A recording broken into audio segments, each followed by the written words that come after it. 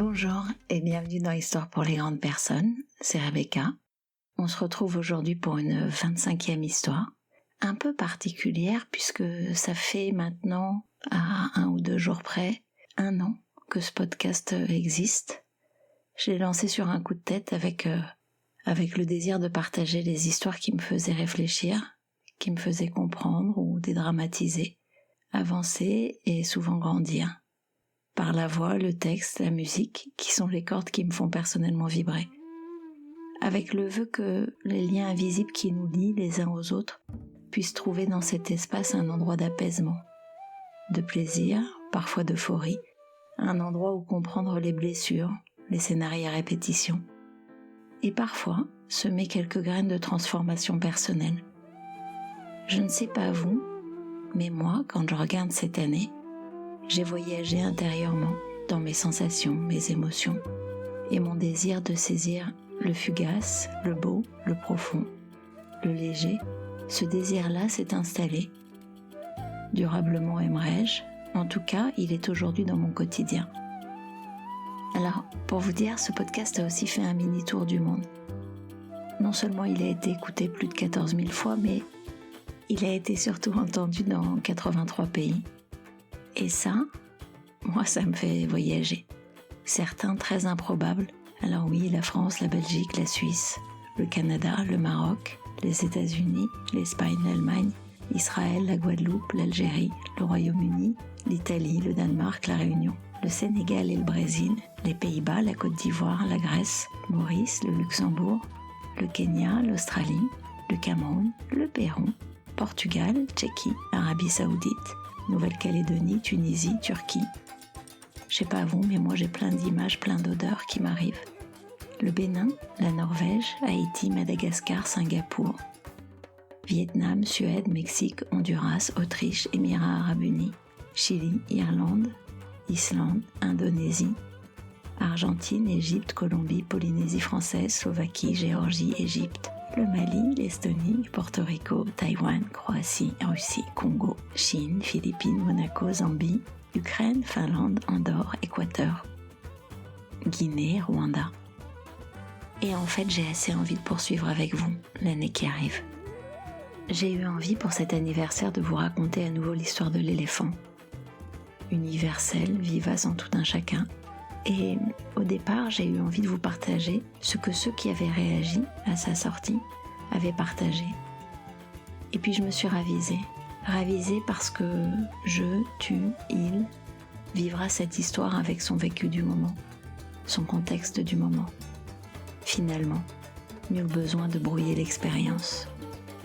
Alors c'est parti. Quand j'étais petit, j'adorais le cirque. Et ce que j'aimais par-dessus tout au cirque, c'était les animaux. L'éléphant en particulier me fascinait. Comme je l'ai appris par la suite, c'était l'animal préféré de tous les enfants. Pendant son numéro, l'énorme bête exhibait un poids, une taille et une force extraordinaires. Mais tout de suite après, et jusqu'à la représentation suivante, l'éléphant restait toujours attaché à un petit pieu fiché en terre, par une chaîne qui retenait une de ses pattes prisonnières. Mais ce pieu n'était qu'un minuscule morceau de bois, à peine enfoncé de quelques centimètres dans le sol, et bien que la chaîne fût épaisse et résistante, il me semblait évident qu'un animal capable de déraciner un arbre devrait facilement pouvoir se libérer et s'en aller. Le mystère resta entier à mes yeux. Alors, qu'est-ce qu'il retenait ? Pourquoi ne s'échappait-il pas ? À 5 ou 6 ans, j'avais encore une confiance absolue dans la science des adultes. J'interrogeais donc un maître, un père ou un oncle sur le mystère du pachyderme. L'un d'eux m'expliqua que l'éléphant ne s'échappait pas parce qu'il était dressé. Je posais alors la question qui tombe sous le sens. Mais s'il est dressé, pourquoi l'enchaîne-t-on ? Je ne me rappelle pas qu'on m'ait fait une réponse cohérente.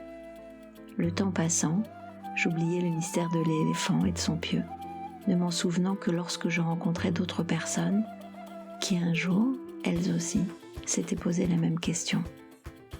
Il y a quelques années, j'eus la chance de tomber sur quelqu'un d'assez savant pour connaître la réponse. L'éléphant du cirque ne se détache pas parce que, dès tout petit, Il a été attaché à un pieu semblable. Je fermais les yeux et j'imaginais l'éléphant nouveau-né, sans défense, attaché à ce piquet. Je suis sûre qu'à ce moment-là, l'éléphanto a poussé, tiré et transpiré pour essayer de se libérer. Mais que le piquet était trop solide pour lui. Il n'y est pas arrivé malgré tous ses efforts. Je l'imaginais qui s'endormait, épuisé, et le lendemain, essayait à nouveau, et le surlendemain, et les jours suivants. Jusqu'à ce qu'un jour terrible pour son histoire, l'animal finisse par accepter son impuissance et se résigner à son sort. Cet énorme et puissant pachyderme que nous voyons tous au cirque ne s'échappe pas, le pauvre, parce qu'il croit en être incapable. Il garde le souvenir gravé de l'impuissance qui fut la sienne après sa naissance. Et le pire, c'est que jamais il n'a tenté d'éprouver à nouveau sa force. Nous sommes tous un peu comme l'éléphant du cirque. Nous allons de par le monde attachés à des centaines de pieux qui nous retirent une partie de notre liberté. Nous vivons avec l'idée que nous ne pouvons pas faire des tas de choses, pour la simple et bonne raison qu'une fois il y a bien longtemps, quand nous étions petits, nous avons essayé et n'avons pas réussi. Voilà, posez-vous. Sortez du passé pour ne pas aller dans la culpabilité et tournez-vous vers l'avenir pour reprendre votre responsabilité, votre pouvoir d'agir. Qu'auriez-vous envie de cisailler, de tricoter dans les mois qui viennent pour vivre, vous aussi, ce qui vous fait vibrer? On se retrouve dans 3 semaines dans Histoire pour les grandes personnes.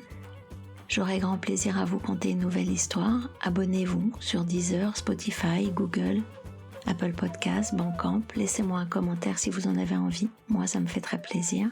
Merci pour cette année. Merci pour votre fidélité. Et je vous invite, si vous avez du temps, à réécouter chacune des histoires. Elles sont toutes indépendantes et portent toutes une piste pour réfléchir, ressentir, revisiter nos parcours de vie. À bientôt dans Histoire pour les grandes personnes. Au revoir.